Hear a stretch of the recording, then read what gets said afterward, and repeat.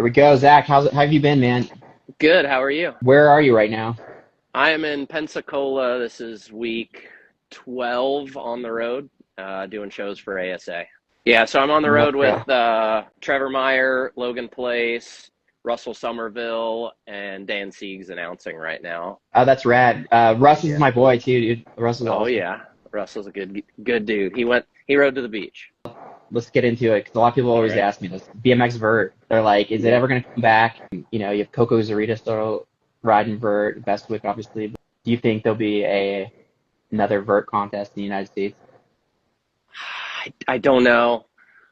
Probably not, unfortunately. The thing, the way I look at vert is it's kind of like golf.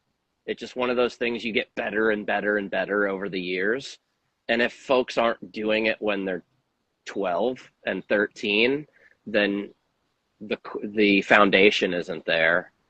Yeah, there's big quarter pipes. It's just depending on where they're being built. Because I mean, a vert ramp's over $250,000, so they're not getting built places. If you do find them, they're usually skater owned in backyards, and you got to be cool with those guys. Though I would say that the one guy that rode the most vert in the world is Manny, and Woodward West just closed, and that's where he rode every day. So he's kind of out trying to figure that out as well. I guess fortunately for me, there's two vert ramps in Louisville. Yeah, you're in the lucky spot because you do have access to two Vert ramps. How many Vert ramps do you think are left in the country if you had to guess? Hmm, 20 maybe. Just 20. I mean, 20 that are known. I'm sure there's some skaters that, like you said, that have some we probably don't even know about, but There's 20 there's legit Vert. ones here and there like that vert skater Reef.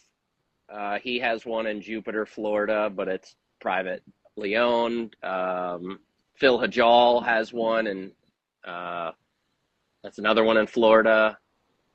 There's a couple here and there, but there's one in Cincinnati still. There's two in Louisville now. And literally, if you want to ride vert, you got to move to it. And I think yeah, every move I've made since I left my parents' house was based on a vert ramp. Oh wow, that's crazy. Yeah, and I it's chose my it's like college based on it. I know some guys that were like, oh, skating seemed like a resurgence in Vert. Like there's younger kids like Rom skating Vert. We're hoping that might be the case in BMX, but there might be other factors like the intimidation factor too. Yeah, it's weird too, and especially the amount of skate parks we go to being out on the road. No matter how big the largest ramp is at the skate park, um, the local kids call it a vert ramp, no matter how tall it is, whether it's 14 feet or it's 5 feet. Oh, that's funny. And that's the way I look at it is unless you have a big ramp, kids aren't going to work towards it. Now, let's say you have a 20-foot ramp at the skate park. The kids might not ride the 20-footer, but they'll ride a 15-footer because it's the second largest one. But if the tallest ramp is 6 foot, the kids are only going to ride the 4 foot. And that's generally what I see when I travel. And if cities aren't building big ramps, then you're almost dumbing down the sport when it comes to the ramp stuff. Yeah, that makes sense. A lot more cities are even building plazas, so you're not even seeing as much transition when these parks are being built. And another question is, if X Games hypothetically was to say Vert is back for one stop, who do you think would show up that they invited? Because I know a lot of these guys are getting older and have been out of the game. I know a lot of them are still riding. I know there's some other guys like Vince who's not that old, and yourself, of course. But like, if you were like to pick who would go and who's actively like riding Vert, I don't know. It's a loaded question, Um, kind of, but I feel like I'm still in there. You'd probably get Coco. Coco's busy with a lot of car stuff, but he definitely gets in there. Manuel from Chile that lives in California. Like I said, he probably rides vert more than anyone. You'll get Vince in there. That's a good question. There are some. I feel like there's some Bestwick could still hold guys. his own, obviously. Yeah, yeah. I I mean, don't know that's the what. I don't know how much he's been riding vert. I sure. can't. I can't ever tell because he's got multiple bikes too, and I don't know if That's a Some good point. clips, some clips are new because when the vert thing was somewhat done, he switched to a different kind of geometry bike. Oh, I Um, didn't think about that. so that and one that's a little bit twitchier, so him and Big Keith can do 900 tail taps easier. Um, Yeah, no, that makes sense. but I think you probably would find some park kids that can ride a 10-foot pretty well that would get in there. I mean, I Zach know Warden probably. there is now an old ASA vert ramp that's in St. Louis that's public, which is pretty cool. So yeah, he has a facility.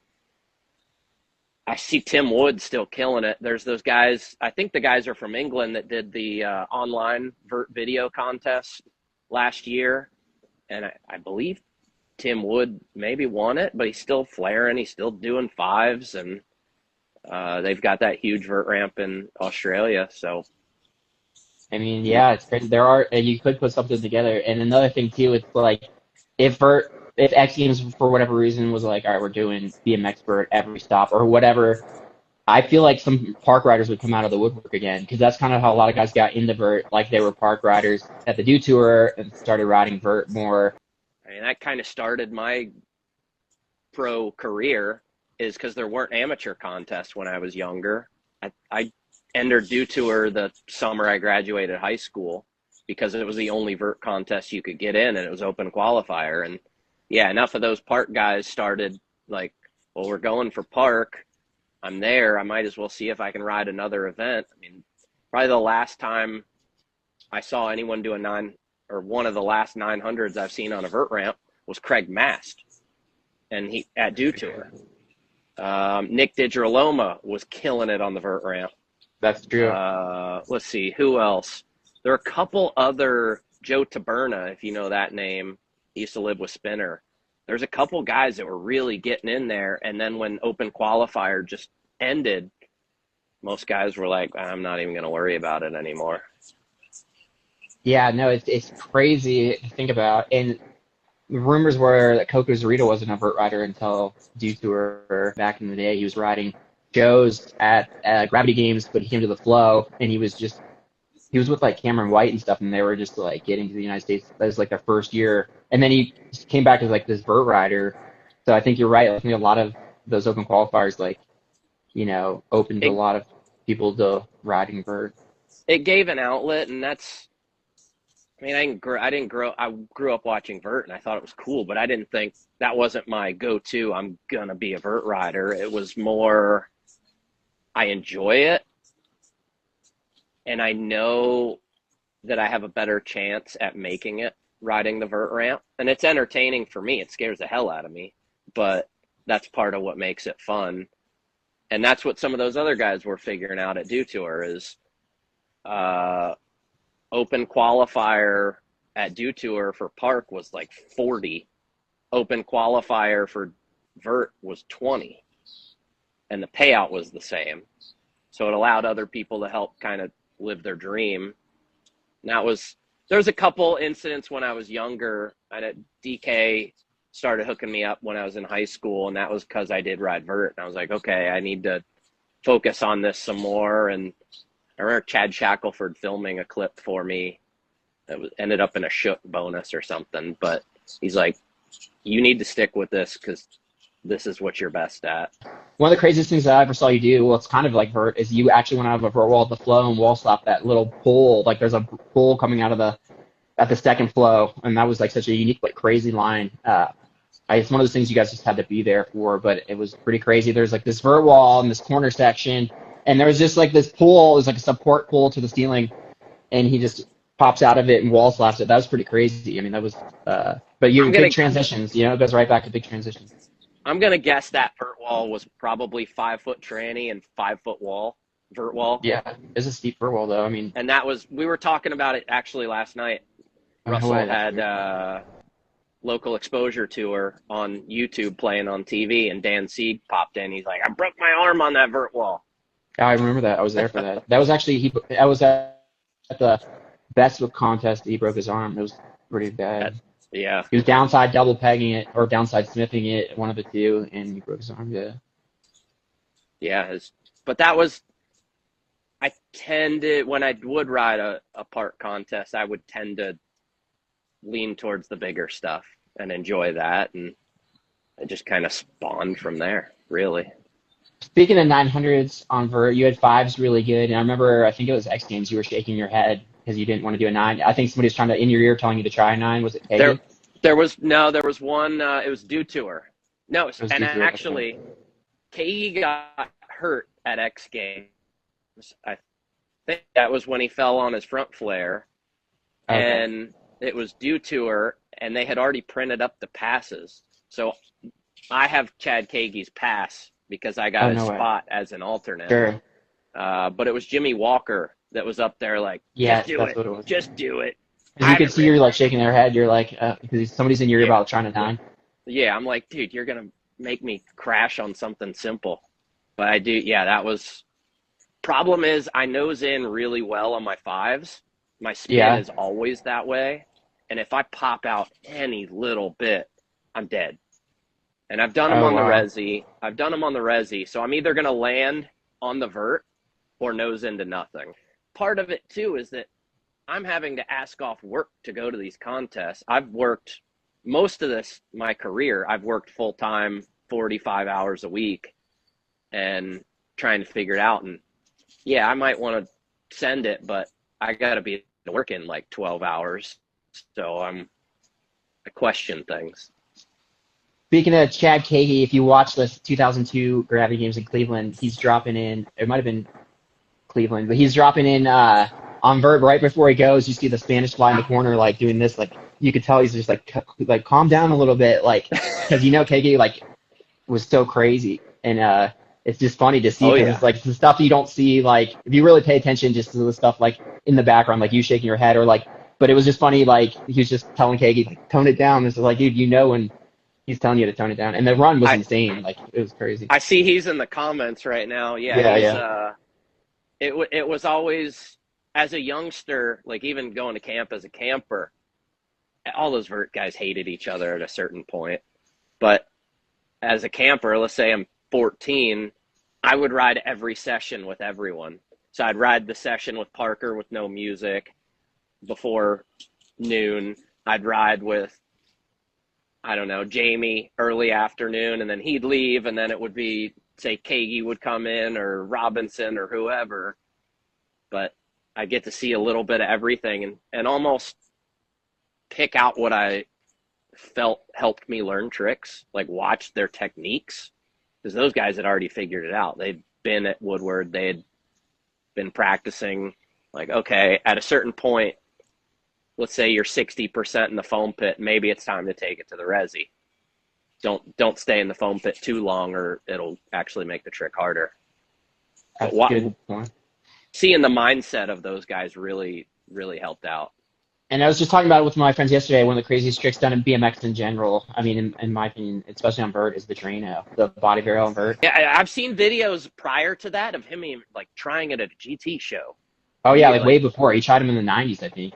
I forget who said the quote, but they're like, you can see it in John's eyes that he's either going to land this or go to the hospital. Like, there's no in between. Like, he's just wanted to get it done. John's a pretty. I like riding with John. He was the first person I ever saw do a bike flip. Actually, he would do him on vert or on. Yeah, I don't remember if I actually saw him do it on the foam or in the foam or the resi, but he did it downside. Oh wow! Because he did like his flares were the opposite way. And so I think he did an opposite air, and it was like downside bike flip. Wow. But I never realized how it worked until I saw him, or that was possible. Remember when Zach Warden tried a bike flip flare? A lot of people don't think that he actually, like, he tried a bike flip flare and crashed in Dew Tour. But supposedly he's pulled one. Do you know anything about that? I don't know. I couldn't tell you. Maybe. Yeah. I'm sure he's tried it to resi. I remember he tried it at an X Games a couple years is longer than a couple years now, but probably close to 9 years ago. There's just a lot of variables going on with that one. It's wild. Insane. Do you ever ride vert with Koji? I have, before? Yeah, because prior to later Chad, I see Chad in the Later, comments Chad. saying he's got to go.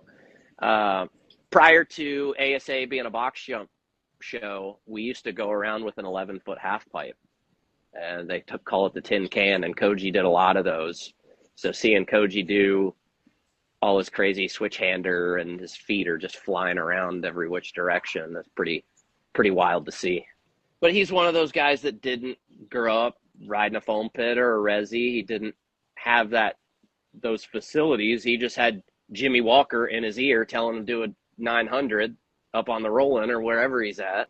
Yeah, I've always loved his riding. It's just, like you said, there's no foam pits at the time. There was some, but not many. And he was just like, park, whatever. Like, he would just always send himself. Usually a contest, there's an athlete meeting before the contest. And I want to say it was one of the Austin X Games. They're saying after you run, when you come down to the flat bottom, like come off the deck and do this, that, and the other. And I think Hoffman's telling us all this. And then Dennis McCoy starts to speak and starts to say, like, ask a question about it. And Jamie cuts him off real quick. It's probably one of the funniest things I've ever seen in my life. Jamie cuts him off real quick and goes, Dennis, you'll be sleeping on the floor by the end, so it doesn't even matter. Yeah, that's funny. That's just the funny shit, the camaraderie about the shit talk. And it's crazy. But, dude, it's wild. Like, you remember the X Games Austin when VMC did a 900 at like 50 years old? How crazy. That was Minnesota. Yeah. So the funny thing is, too, is that Dennis, and Dennis had no comeback to Jamie after that. Usually he's a mile a minute. But Dennis has hit his head at so many contests and been so used to this that he knows they're going to have him run through like a mental evaluation after he's hit his head. He's going to tell him, oh, you can't ride or take your bike. They did take his bike. What you don't realize is that his first run where he crashed on the 9, they actually took Dennis's bike, but he had stashed one on the deck. So before they could say, oh, Dennis isn't taking his second run, he's rolling in on a different bike. Wow, that's crazy. Yeah, I didn't know that. So when you see, they'll cut to like Hoffman and Jamie up on top, and they're all shaking their head like, because they know what Dennis just did to get away with it. Yeah, you gotta check your friends. I'm sure you know my buddy, you know Cody in Cincinnati. Yeah, there'd be a lot of times that Big Cody would be like, Newman, it's not worth it. But we go ride street, and he was like my big black to Rob Deerdick. Someone awesome. would see me and just see a scrawny little kid and walk, and then Cody walks up. He's an awesome rider in his own right, like for how like big of a dude he is. Like not like fat, but like big. He's just, if anybody doesn't know him, he's just tall and just built big. And he tries front flips and stuff. He does crazy rails. Like he just posted a clip of him doing a flare. It's been a while, and wow. I mean, I always, anytime I talk to a company, I'm like, if you want to test your part, send it to my dude. Yo, let's talk about that gap at Ollie's. So you tried the gap from the wedge over the tables and stuff. I don't know what, for lack of a better word, like the brake area into the vert ramp. Yeah, that's pretty crazy. I've been looking at that for years, and there's another Cincinnati local, Corey Brannick. He used to jump over the first rail and land on the platform where the tables were. You just push them to the side. And I watch him do it. And I'm like, if you went faster, you could totally make it all the way over. I was like, and finally it got to a point where it had been a couple years thinking about it, and it was keeping me up at night, like for probably a week or so. And I was like, I have to do it, because otherwise I'm not going to get a good night's sleep. I rode for Fit at the time, and they sent me a bigger sprocket. My thought process was, if I can generate a little bit more speed, because that wedge, it's only 4 foot tall, and to try to get the lift and the gap, like, well, it might work. And obviously I went for it and didn't. I think I chose too big of a gear, and I wasn't fully up to my max speed. But the other problem is the other end of the park, you're pumping around that bowl corner, and I was G'ing out in those corners. So it was like going slower. I tried it quite a few times to get my run up, because I was going too fast into the bowl corner, and I was actually coming out with less speed. But I was like, I have to just try it. And that was, at that point, I had been an alternate for the last 3 X Games prior, and they actually were having a qualifier that year, and it was 2 weeks after that, and I wrenched the hell out of my ankle. Yeah, you can see it on the fence, right? Yeah, that was my thought, is if I can get enough speed, I know I'm going to make it onto that last fence. And if I can at least touch the fence slightly, I'm going to make it. Because it was probably a 5-foot gap from the fence into the vert ramp. And if you watch, the whole goal was touch the fence so I can fall past the gap into the transition, which I made. But that was so many people have asked, are you going to try it again? Like, no, that's one if it works, one if it doesn't. That's all she wrote. No one else is going to try it, and if they do, more power to them. Yeah, that gap was insane, and I don't blame you at all. I mean, the fact that you even tried it is insane. I don't know. It's just wild that you would even look at that and see it as like a possibility. There's so many, that park had so many gaps, and I would come out of the vert ramp or into the vert ramp different ways, put a kicker up there, and it really left a lot to your imagination.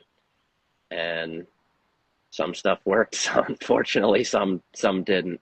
What was your favorite park in the Midwest? Was it Ollie's? Like, let's talk indoor parks, like Changa, Yeah, Flow. I mean, I saw you post one time all the indoor parks that Ohio and everywhere had, and my grandparents were in Ohio, so I got to go to a lot of them, even the short-lived ones. But definitely Ollie's. There was so much there. One of the best, probably the best mini ramp that's ever existed, with all the hips coming in and out.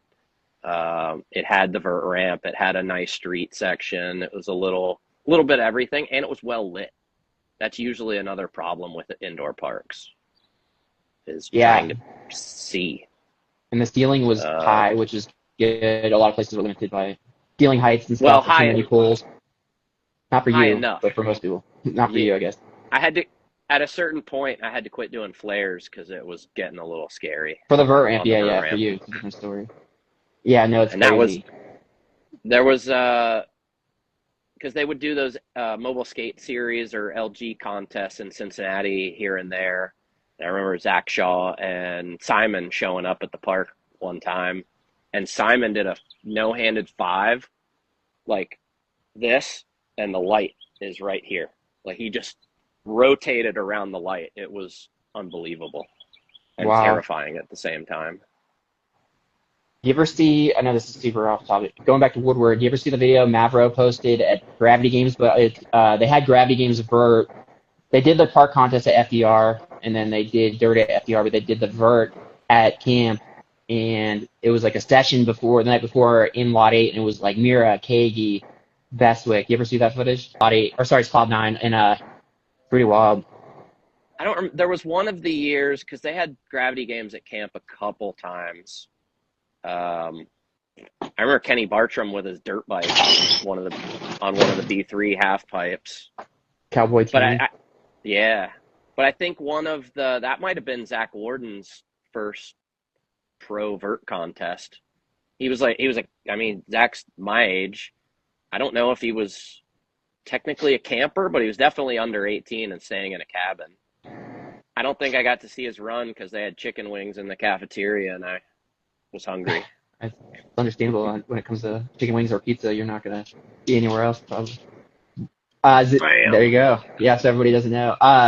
Is it true that, no shade to Zach, he doesn't 5 on vert, right? He skips off by 540s. Is that true? Because he's got a ton of tricks on vert, but somebody told me that he doesn't like doing 5s. Okay. No, he's done them. I believe he broke his leg doing one to the resi, because I think 5s you learn them obviously in a foam pit or a resi if you're carving, but I think the best ones, and majority of everyone that does them, Simon, Jamie, myself, you go straight up.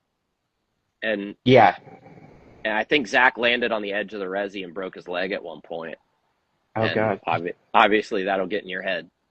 No, for sure. I mean, anything on vert is it's a whole nother thing. It's just insane. Like, you know, 540 a quarter is one thing, but 540 out of a vert ramp is just like it's wild. That I mean, that was the thing growing up, watching watching Dave ride a B3 contest or something.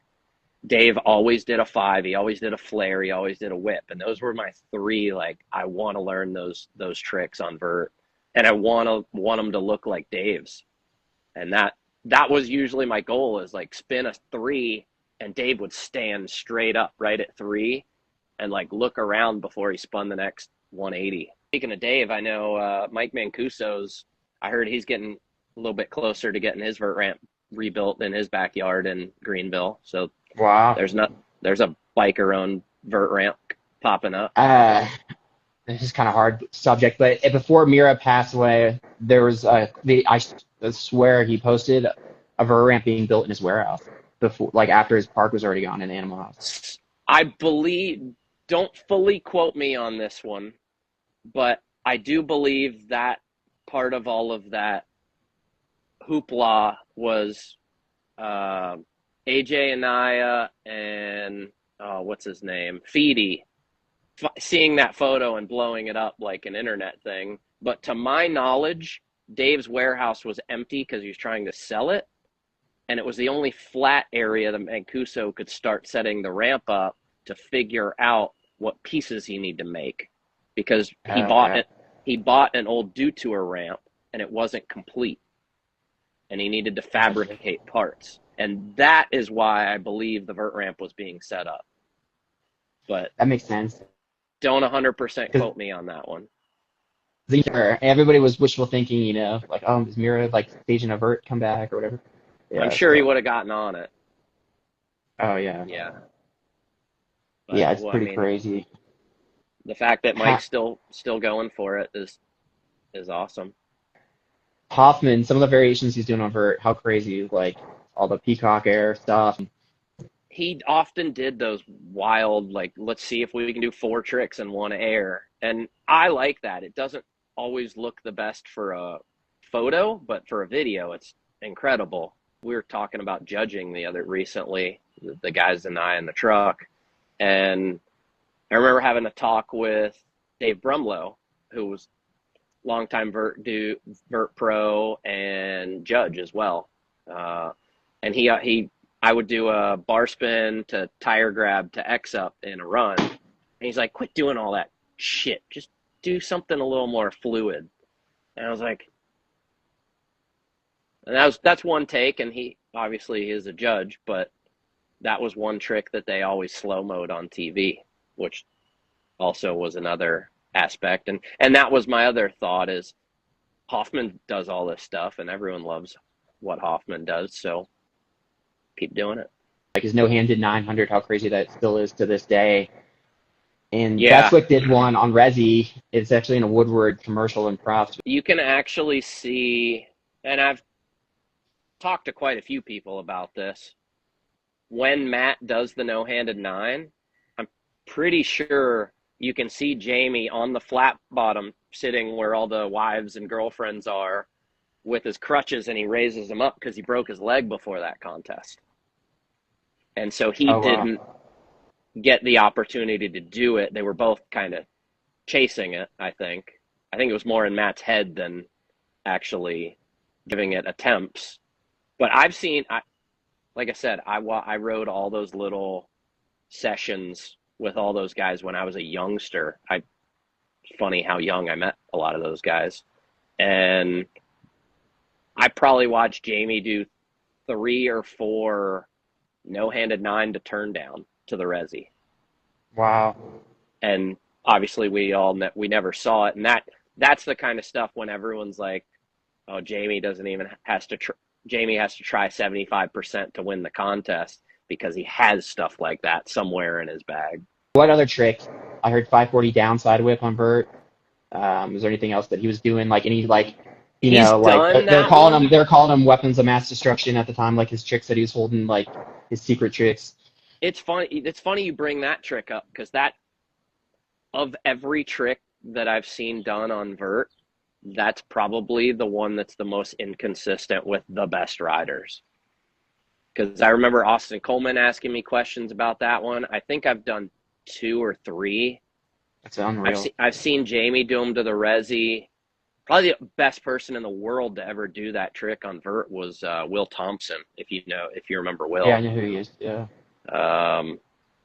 But no one could figure that one out well. I was talking about this yesterday too, because somebody asked me who did the first ever cork flare, like 540 flare, and it was George DeVal at Woodward. Yeah. I don't know if you listen to the podcast with Fudger, and our Willie mentions the slightly racist name that George gave it. Yes, yeah. I know it is. Ryan didn't know didn't Origins? get the yes. Yeah, exactly. I bet. Yeah, George Novell figured that one out. The Webby did one like a bomber. week later. Webby did one like a few weeks later at the Braun tour at the Braun tour on the mini ramp, that black and white mini, and broke his wrist real bad. His front wheel washed out. So Webby was right there too. I mean, he might have done 1, 2 prior to that. So it was like kind of debatable who did one first, but pretty crazy. They're both early on with that trick. And that's the, I mean, we talked about Dew Tour and the Open Qualifier. That's the amount of talent. I wouldn't say we lost, but we kind of slowed its growth when that went away, is because, I mean, at one point you had there's a whole little apartment complex by Woodward, and you've got Art D'Ambrosio lived there. Jeremiah lived there, and Jeremiah Smith could ride vert a little bit too. George is living there. Brian Cunningham is living there. Danny Parks lived in the same apartment complex. I mean, even Baby Keith would mess with vert ramp. I mean, bunny hop, Superman drop it, yeah. Yeah. So there was all of that going on, and then when Dew Tour quit those opens, it kind of diminished the flame underneath a lot of guys. It was cool. Those open qualifiers really did light a flame under a lot of riders because they can see the path in front of them with like, okay, now I know how to like get into this. I'm motivated. People were moving to Woodward. People were going to Greenville. Like there was TV coverage.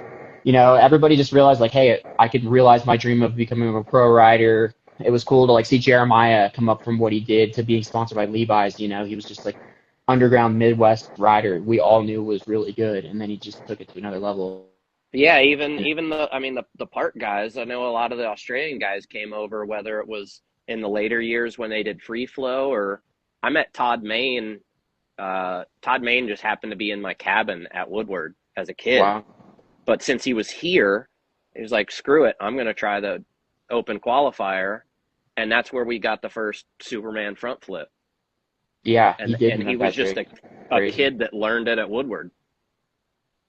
Yeah, and it's funny because we were talking about yesterday. One of my buddies was talking about who like invented the Aussie roll, and I'm like, it was Ash Murphy, this Australian kid, was like the Aussie roll at Woodward camp, another Woodward camper. Well, landed it first. I saw Chris Clanton do that crap like years prior. Oh, really? I know Chris. So everybody doesn't know Chris is the first to do a double back with no hander too, like Gary Ream Supreme. Oh yeah, insane. Way before anybody was doing double back, like could fathom a double back with no hander, and he was brakeless too. Chris was loose, but somehow he could figure out some aerial awareness. But I want to say it was probably 2 years prior.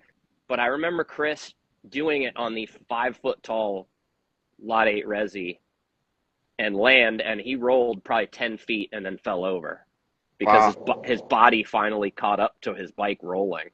I didn't know he tried one on the Resi. I saw him do, it was still in foam, but I saw him do double flip Superman. Now this is close to 20 years ago now. Yeah, this is so long ago, before double flip variations were even on the table. I mean, his bars were still like this, like a Razor scooter. I remember that kid. Like that double flip no hander he did on Outdoor Street was the first one. Yeah. He was an interesting guy, and I hadn't met him. But he came into Lot 8 when I was a camper, and I was hanging out with some other guys from Florida, and they're like, hey, he's like, that's my boy Chris. He's crazy. It's Dan Dwyer, I think. He's crazy. And they're like, Chris, do a flare. tries it, completely dies on the lip. And Chris goes, well, they haven't been working well lately. And he does it opposite. Wow. But, I mean, It's that super dude's a truck crazy. driver now. He's driving. Was Shannon Wilson the BMX director ever when you were at Woodward? Did you ever go like the years that He Shannon was the was, BMX director? yeah. Yeah. Same my first year at Woodward. I knew Shannon obviously from the flow. He's a Columbus local. I grew up around him. But talk about another amazing, talented rider out of the Midwest. Oh, I wish he was still riding, but I know yeah. he got in the cars. He kind of even quit early. You know, he was still like in his prime when he kind of like was overriding. Yeah. He had like the That was one-handed spoofs that like Bruce Chrisman did. You know, he did those and made him look sick. He do so the much one stuff. The craziest spoof news ever too. the one at He the sucked. flow on the back of that slant wall Yeah. thing. Oh yeah, that picture's so sick. He foo-knew that an outdoor street that wall too, that sub wall. Oh yeah.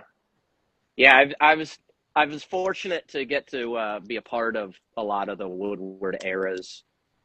I wouldn't say I come from super well to do, but my dad always had a side hustle selling antiques, and that usually allowed me to go to camp as a camper, which ultimately he taught me those ways, and that made me able to buy plane tickets to go to contests when I was older too. That's But awesome. I have been, and then once that kind of ended, and then I've been riding as a professional, I have been to camp at least once I was gonna ask you that. every calendar year since 1999. Wow. How do you feel about Woodward right now? Like, do magic still feel there? You know, like when you shot to Woodward, like back in the day, there was just like that magic feeling. Obviously, one thing you're a kid, two, it was like there wasn't a bunch of places like that. Not that there is now, but we were just talking about this yesterday, like with my buddy. Like there wasn't even foam pits anywhere but Woodward at one point. But Exactly. when you still go to Woodward, you still get that like on that Yes, Woodward feeling. I still Okay. get the little butterfly. It's a magical place. But you're right. You're right. That was the only place you had a foam pit. That was the only place you had the resi, and now there are many places around the world. Yeah, it was cool being able to meet heroes, meet guys, and become lifelong friends with them. And I was just talking to a guy recently. I don't know if I've told this story or not on something, but my first time at Woodward, I get to camp, I buy a Woodward t-shirt. I'm going to get everyone to autograph it that I can that entire week and keep it forever. And last day, like hours before I'm leaving, I'm walking around camp and Mira is riding in lot 8 in the bowl. And I'm like, I got to go get my shirt so I can get it signed because he wasn't there at the beginning of the week. And I go grab it, come back from my cabin and go, hey Dave, can I get your autograph? I think maybe Morales was with him. And first thing he does, he goes, hold on a second, let me see your shirt. He wasn't pointing at the one I was holding. It was the one I was wearing, Oh which no way. was I want to say it was from Kohl's. It was a very generic X Games branded t-shirt. And it had a guy doing a nothing on it. He goes, let me see that. And he looked at my shirt and he's like, what the hell? That's my brother. He's never been in the fucking X Games. And he's like, he'd never seen it before. And he's like, can I trade you for your shirt? I'm like, yeah, I guess. You're Dave Mira. And I was Yeah. 9, I think. I was 9. And he's like, you got your shirt with you. I'll sign that and you can wear that for now. He's like, I'll find you later. And he literally circled camp and found me a couple hours later and gave me the Fox shirt he was wearing. Oh And he wow. autographed it, Dave, with his signature, or with the year, because he always signed the year with his signature. And I still have that. And so that would have been 99.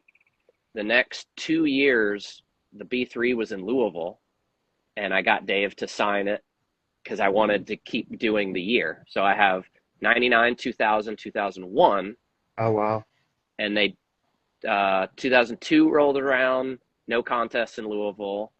Go to camp, no Dave there. Have the shirt, looking to try to get the next autograph. Lo and behold, Dave's not there, Guess who's in my cabin? Austin Hardy, who is neighbors with Dave. Austin and my dad and Austin's dad are chatters. They start talking. They hear the story. He's like, well, we'll take it back. And so Austin took my shirt back to Greenville, had Dave sign it for, let's see, what would that have been, 2002? And then, or let's see, yeah, 2002. And then he kept it until January, and they had Dave sign it the next year, and they mailed it back to me. So I have Oh 5 years wow, with five different Dave autographs on a shirt that Dave gave me. that's crazy. And I he still have probably them. he probably gave that Coles a cease and desist or sued him for the using his brother's likeness. His brother did, Tim Mira. I think they from what I heard is that because that was probably a B3 contest or a you sign your likeness away when you sign up for those contests. So there's nothing you can do about it, unfortunately.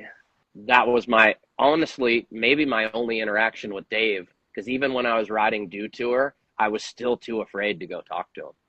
No matter how many people tell you, "Oh, I didn't might not have looked up to Dave," or I'm not riding contests. The amount of people that Dave brought into the sport, just being a personable, well-spoken athlete, and someone that could be on the podium every contest, our sport wouldn't be what it is without him. It's insane to think about like the impact.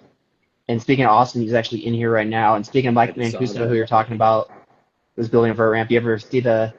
I did like an article with it. You probably already knew that he found Austin tracked down Dave's FBM Capone frame when he left Haro, and it was a trampoline bike in Mike's backyard at one point. He restored it down to like the sticker, and he even has like every little thing, even like the Dragon stickers from that era of like when Dave rode for Dragon Optics and stuff. Like crazy details, but it's the exact build that Dave had that frame in the. I knew that Mancuso had that bike because I remember him riding it after Dave got the first Miraco, and I kind of sat on it because I am a bike collector myself, and I do like that cool stuff.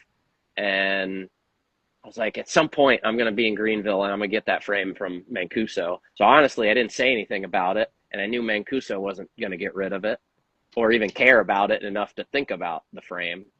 But when I saw Austin start his collection and the amount of work and effort that he put into some of those bikes of the recreations of the Mira bikes, I was like, even if I end up with that FBM frame, I'm not going to do what Austin's going to do.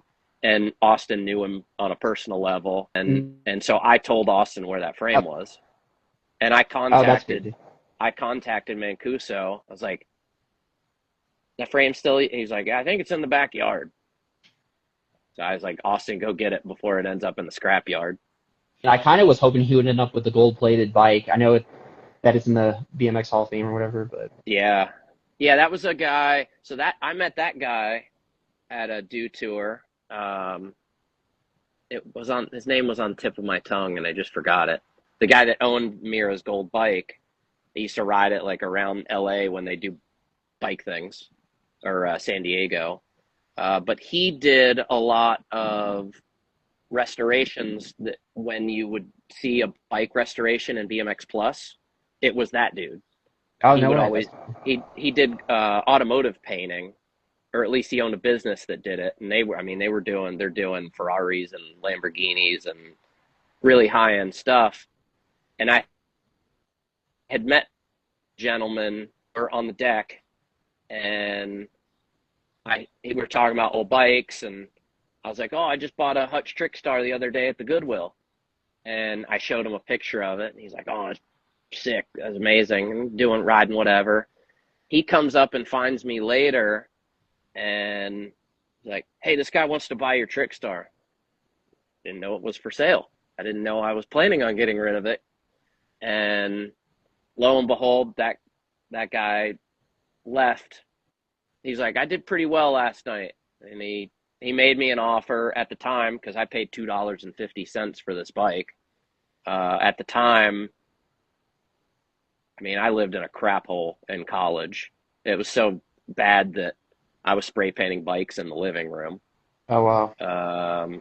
So $400 coming into my pocket was nice. And he left with he left with the knowledge that I'm going to mail him this bike when I get home. And part of the deal too was he was going to cut my helmet. And I that he ended up bare, but he sent me back my helmet a few months later, full custom airbrush. Like one side looks like a Reaper reaching out, and the other side is a zombie looking version of me with dreadlocks, like the Reaper's reaching. Sick. So he did a helmet, and I made some money, and he ended up restoring that bike, and I believe it hangs at Bestwick's house. He sold it to Jamie. Oh wow, that's cool. And I've since, I think I'm on my third Trickstar that I've found for pretty cheap. So yeah. Someone says, I hope you still have that helmet. I do. I used to sit all my helmets over my oven. Unfortunately, they're all covered with grease from like rising whatever I was cooking. Oh, that makes sense. I don't have all my bikes. I've kept all of my helmets though. What pizza place would you take as a corporate sponsor if you had to pick one? They're like, over the years, I've tried to get a few. I've tried to work on a few. I always tried to reach out to Kentucky companies, being a Kentucky native. Papa John's was started. I mean, he started just over the river, but he was yeah, they started in a bar. Yeah, originally. John Schneider's from Louisville. Yum Corporations that owns Kentucky Fried Chicken, Pizza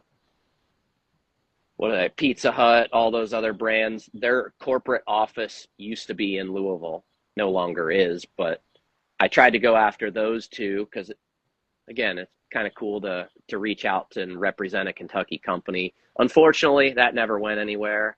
I'd say recently I've been eating a lot of Marco's. I can find that around the East Coast when we're on the road, but I'll eat. I think I got a free Domino's sitting in my app right now. I had pizza last night. It's frozen pizza. You know, if you ever get a signature seat, it should look like a slice of pizza. I'm surprised nobody's done that yet. Honestly, every time I was reaching out to these companies, my thought process is, if I'm in X Games and I could put a piece of cardboard in my front wheel like Eddie Fiola and fill like a wheel disc and it looked like a pizza, Oh, that's cool. or the diamond of my frame, there's no better advertisement. That's a genius idea. Yeah, that'd be sweet. Even if it's just like an X Games deal, like certain dudes would just like ride for Rockstar just that weekend of X Games and stuff. That'd be cool. That would have been sweet. I always wanted to, and I've never had the opportunity to try it again, but I wonder how many bites of a slice of pizza, if you rode down Mega Ramp with a slice in your hand, how many bites of the pizza you could get over the gap. That's crazy. But then there'd be sauce all over the ramp and the skaters would be bummed. Yeah, that's true. Speaking of Mega Ramp, did you ever want to get into that in X Games? I rode my goal was I want to be a pro. I want to get an X Games medal. I want to like legitimize my drive over all of these years. And so go into X Games and even being an alternate, like I need to focus on one event, because even if 2% is taken away from something else, I want to give it my all. And so a couple times when I was an alternate in Austin, I did ride Mega, just in the practice. More or less, I wasn't in the contest, I wasn't an alternate, but worst case, if they needed someone, I am there. But it's also, if there's the guy running the elevator and I have an athlete band and this guy's looking comfortable and wanting to go to the top, he's probably okay. Yeah. So I rode that. I threed the little jump, but I was fortunate enough to join the 20-foot club on the quarter nice. pipe. That's cool.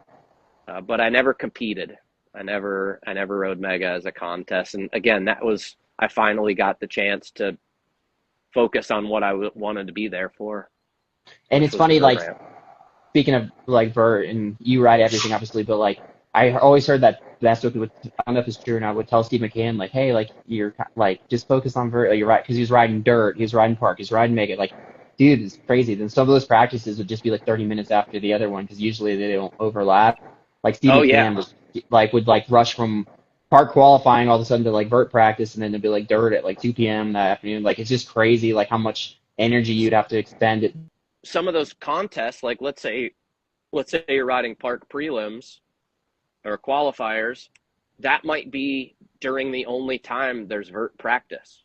So some of those contests, those guys like, I feel like that's why Vince quit riding some of the park contest, is because it didn't give him time for everything, even practice.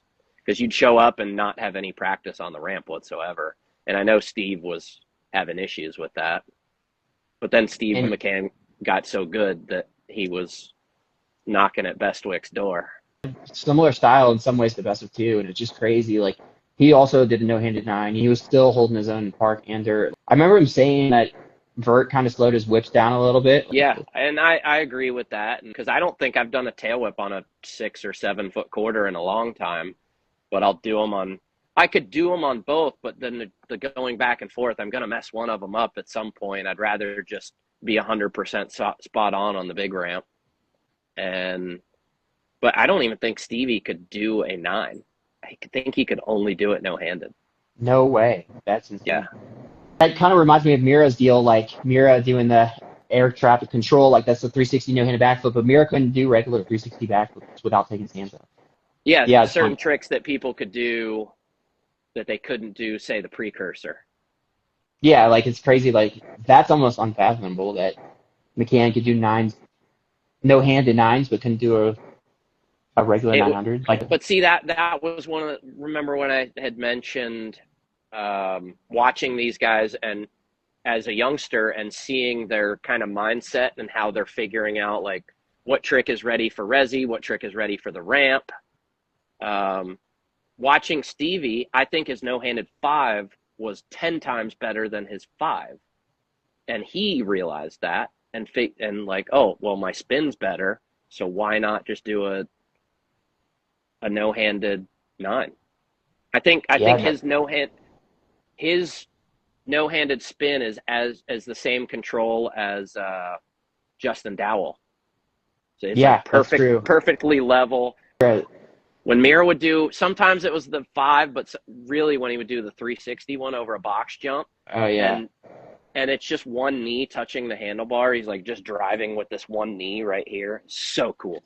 It's iconic. Always it's like super jealous of that. It's like the Jordan Jumpman logo, kind of some weird way. Like Mira's techno-handers, like it's very comparable. Like you had the silhouette of Mira doing that. Like the X Games after Dave passed, and they started doing the Dave Mira best trick. His daughters were there in the athlete lounge going around giving everyone stickers. And it was the silhouette of Dave doing the no-hander, and everyone had them on their helmets. And yeah. I still never framed them because they're flat though, so that they're not damaged. But I've got one that I'm going to put face out, and another one because the back of it said something like #Be Strong, and it said the Mira Girls on the back.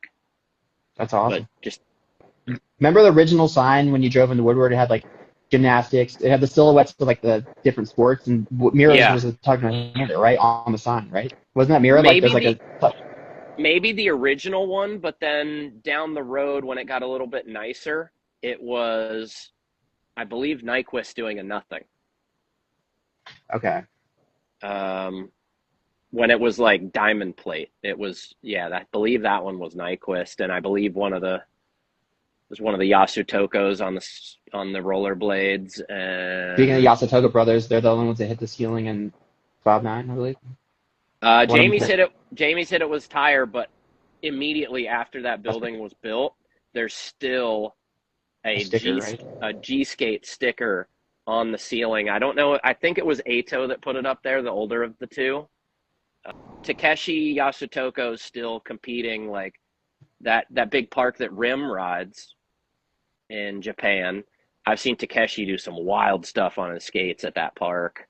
Ato, because they have a family skate park, and that's where there's a lot of young kids that are coming up skateboarding and inlining, and they're growing up at the Yasutoko's park and having the facility to make their dream a reality. It's amazing. Speaking of inlining, cool. I don't know if it's true. It's not a case study here, but I've seen a little bit more inliners at skate parks. that you're starting to get a second generation of rollerbladers, which is kind of the same thing with BMX. The companies are still marketing to youngsters, but majority, I think a lot of your people that are buying stuff are our age or older. Another thing, yesterday I was riding, and every guy at the skate park except for one guy was over 30 that was riding BMX. It's Yeah. kind of crazy, and they all have nice bikes. They're all buying stuff. Like this one dude had an REA frame he just got, and there's a few other guys, so they're supporting BMX, but it's like one kid was like 16, and then every other dude was like 30 plus. And I'm not saying that's the case everywhere, and that's obviously, but it's like you are seeing like a lot of dudes either that are over 30 that are, either getting back into it or just never quit. But it's Yeah. kind of crazy. Well, since like I said, we've been on the road for 12 weeks. Other than Colin Ackerman, who was with us for the first portion, Colin's 20. But now that Dan's back in, the youngest of our 5 riders is 29. It's pretty crazy. Trevor's 54 and still riding shows every day. Unreal. And it's funny because like I was just watching Road Fools, and it was like they were kind of making fun of BF because like BF's like, I got to stretch, the youngsters out there riding. He's 34. He's actually younger than like what Dennis Anderson is right now, and he's like younger than Garrett. But at the time we thought BF was so old. We're like, he's 34. Like that's ancient.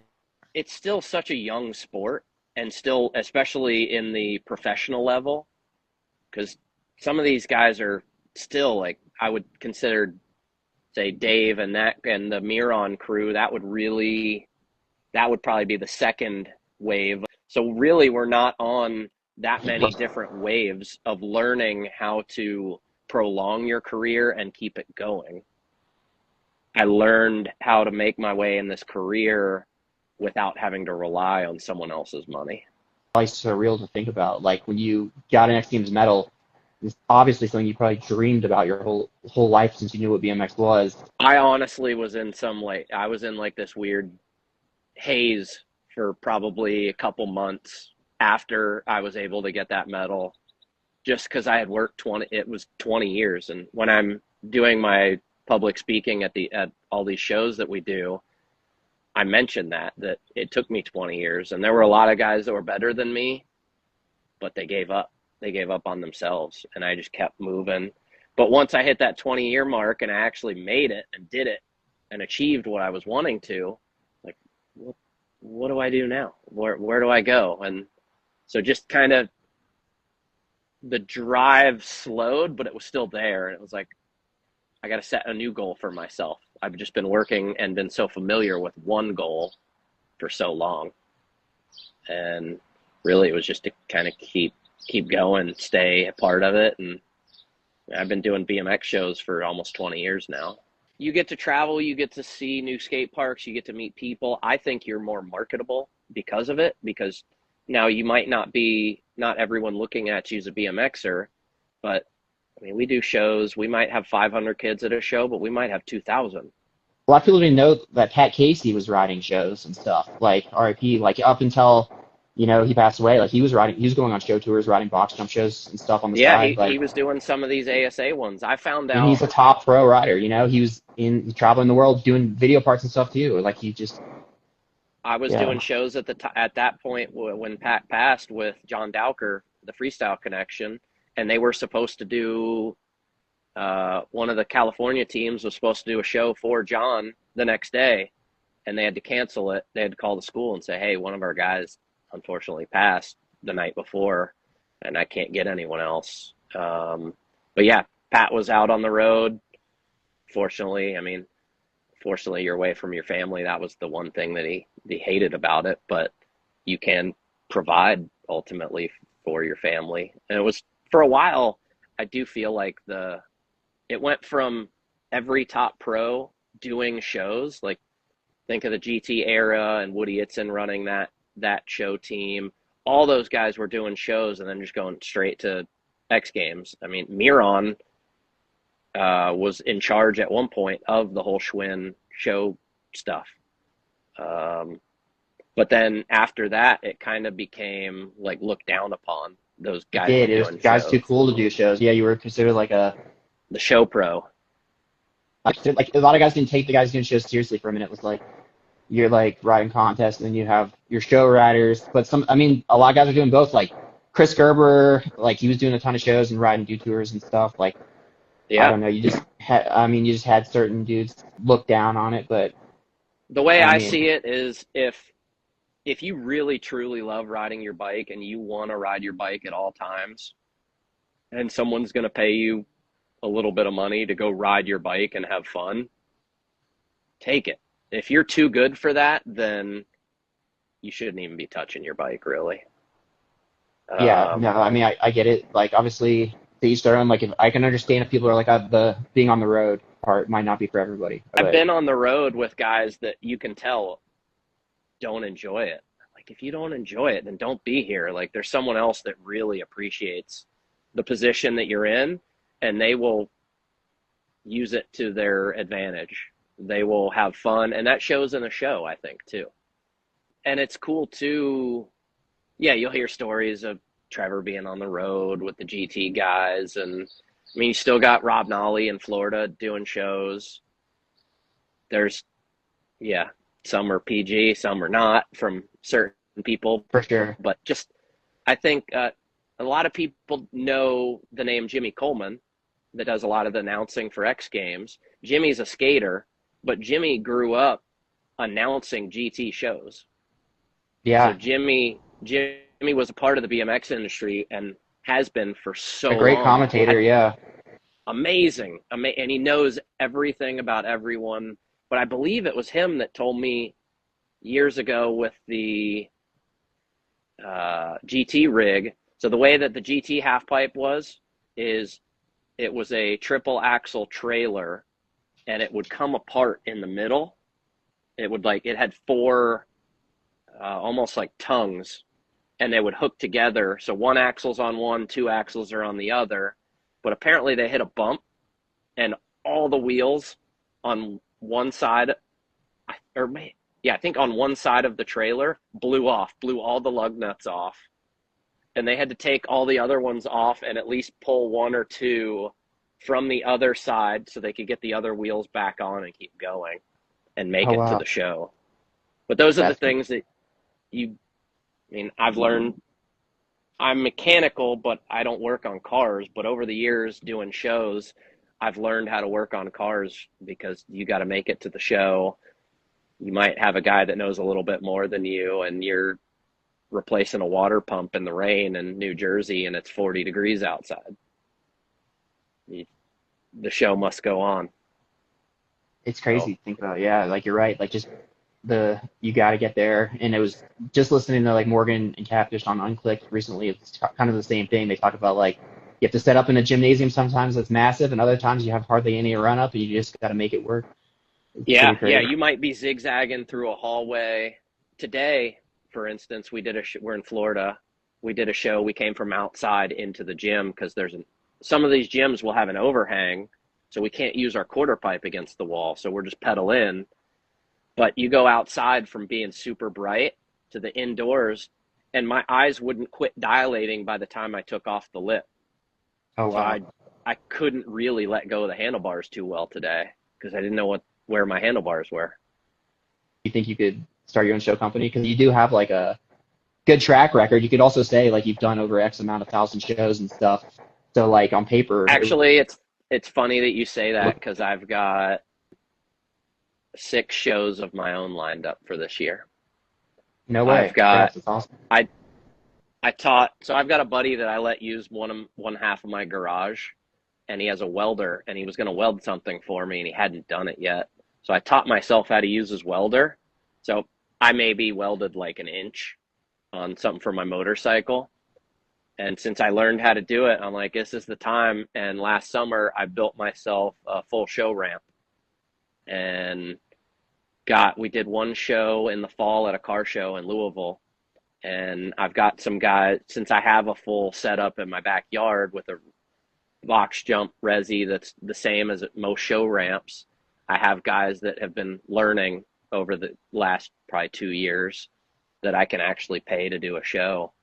And yeah, I just actually right before I got on with you, Brandon Dosh is going to do one of them for me. Oh, wow. Up near Cincinnati. So I've got a couple of Louisville guys, Austin Zentmeyer, if you know Austin.